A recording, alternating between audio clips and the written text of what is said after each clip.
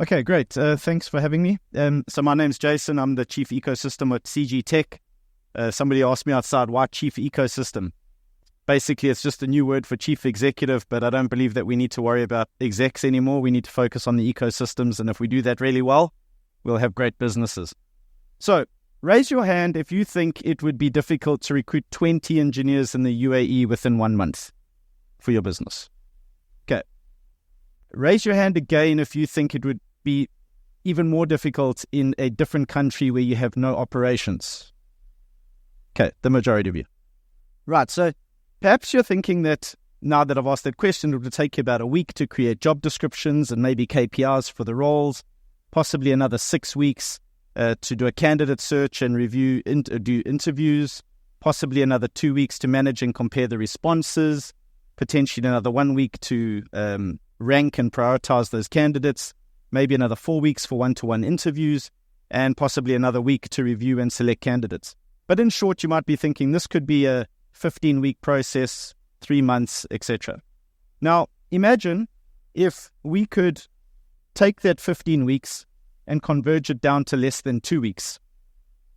And you might be thinking, well, how's that possible? Maybe you're thinking it's just not doable. But would you agree with me that in order for us to move from sort of this traditional recruitment process to a more AI-driven recruitment process, we might have to do something different. We might have to come up with a new platform or a different approach to the way that we do it. Who thinks we'd have to do something like that? Right, a few of you.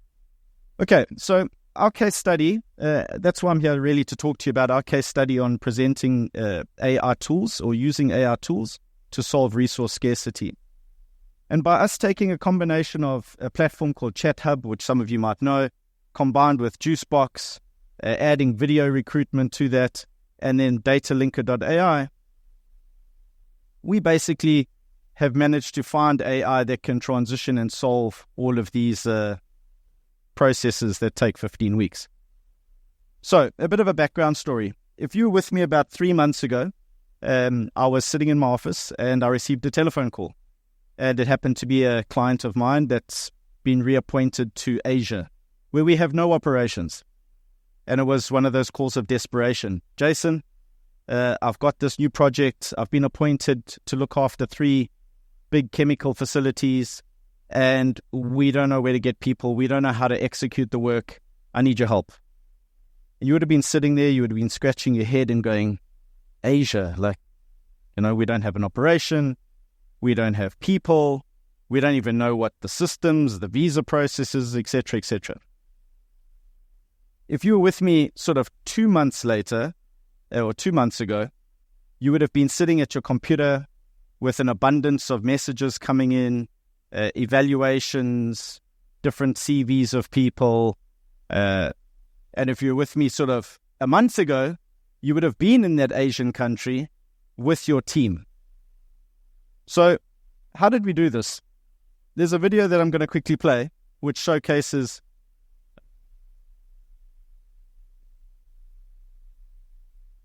Mr. Technology.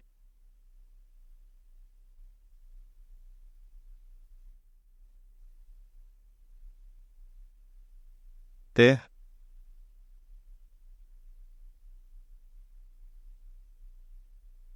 That awkward moment when the speaker's on stage and he's like, yes, no, do I have to wing it? Coming? Not coming. Okay. All right. So, unfortunately, there was a bit of a demo. But the long and the short is that by using the prompts like ChatGPT, I'm going to just leave it on the black screen for now.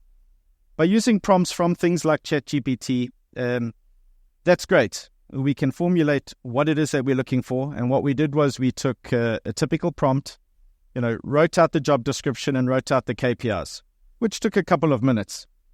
We then implemented that and copied that into our own format, into our letter of job description, so that we would have a proper job advert that was required in terms of how we were going to go forward with what we were looking for, what their process was to apply for the job.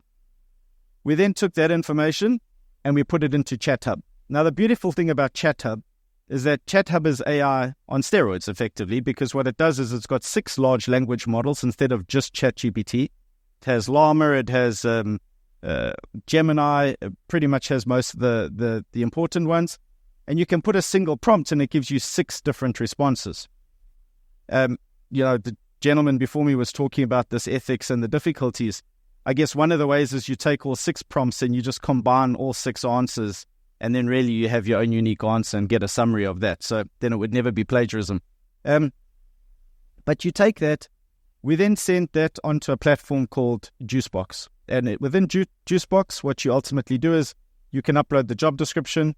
It's a real pity that you can't see this demo taking place. We took that job description, we put it onto Juicebox. We then selected Asia as the resource location where we really wanted to have the people. It basically then shortlists within about 15 seconds. We had over 200 people in Asia that met our criteria with a brief summary of every single person, and then a little box so you could select who you wanted to shortlist for interviews. You then tick the shortlist box. We then send that into an automated email, which it takes the contents of their CV and matches to how they meet the criteria of the job spec, sends them a personal invitation each to their emails.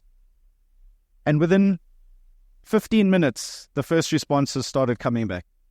And at the same time, we sent out a link inside there saying, should you be interested in applying for this job and working with us in this new geography, please complete a interview online. They click the link. They then go into VidRecruiter. VidRecruiter then comes up with a series of questions, which they have to answer. And it does a full video interview. What that then does is you get all your applications coming in, all these video interviews of people. And in the interim, we must remember that this is typically a task that we call human capital. Human capital team would be behind. They're now focusing on other things, performance appraisals and all the other things that they need to also worry about within the human capital department. This automation's taking place. These video interviews are being conducted over a series of around 2 weeks. And as they sort of finish, they're coming through the system. We then take all those video files that end up into a single database, together with the CVs of the individuals, into a platform that we've got called datalinker.ai. And datalinker.ai then evaluates all of these, and we ask one single prompt. Please give us the top 5 candidates out of the portfolio that came in. And within 3 seconds, it gives us the top 5. Of course, we fudged it and we put mine in there for the demo. So that's why it would have been nice to see it. And then it sends out an email to the HR department explaining that these are the top 5 candidates and here's their video files. All they need to do then is watch those 5 video files, and they can then go forward and select who out of the top 5 they would prefer to have. That obviously scaled up for us, and we now have an operation which ultimately has led to an 8-year contract in a new geography that we had never had on the business plan. So the point is, using these technologies, we've reduced our time to hire by 65% in this process. Our recruitment costs are down by 75%. Our candidate job fit is up by 40%. The candidate experience is up by 30% because for them it's also cool. They feel like they're joining a new technology business that's outside the norms of a traditional construction company.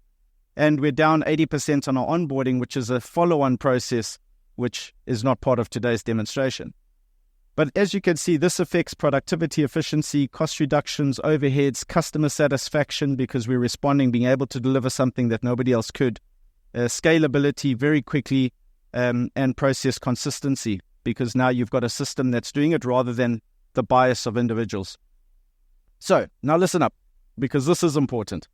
My message to everybody here is that in a world that's become used to the 1-click and 15-second attention spans of employees and people in general, resources are not the problem. Our delayed recruitment processes and our obsession with traditional methods is what is creating scarcity, not just of people, but of everything in this world. So that's it from my side. There's my contact details. And if you want to follow some insights on LinkedIn, please feel free. And I have 3 minutes left. So if there is any questions, I'm happy to take a question. Yes, sir. How do